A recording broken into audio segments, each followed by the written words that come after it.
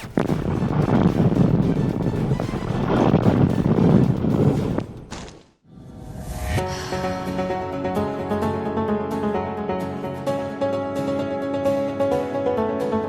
melawan pasukan Hizbullah Lebanon kembali menjadi petaka bagi Israel. 5 pangkalan militer pasukan Zionis itu kembali meledak selesai dibombardir Hizbullah dari Lebanon. Akibatnya sejumlah peralatan militer dan tentara Zionis menjadi korban dalam serangan itu.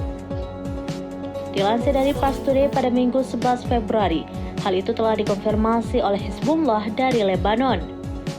Pasalnya, pasukannya menyerang 5 pangkalan militer rezim Zionis di berbagai posisi di utara wilayah pendudukan.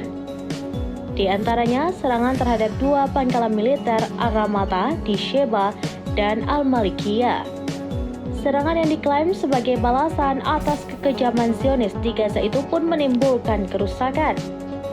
Di hari yang sama, secara terpisah, pasukan Hizbullah juga mengumumkan serangan langsung ke pangkalan militer Israel Zabdin, Al-Malikiyeh, dan Biyat Belida dengan rudal.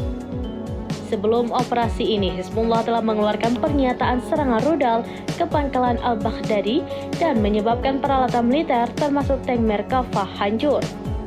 Hizbullah Lebanon juga melaporkan menargetkan peralatan militer rezim Zionis di sebuah barak dengan rudal.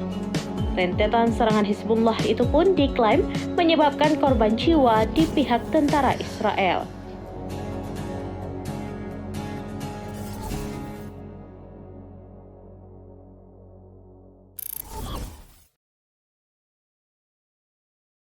Download Tribun X sekarang, menghadirkan lokal menjadi Indonesia.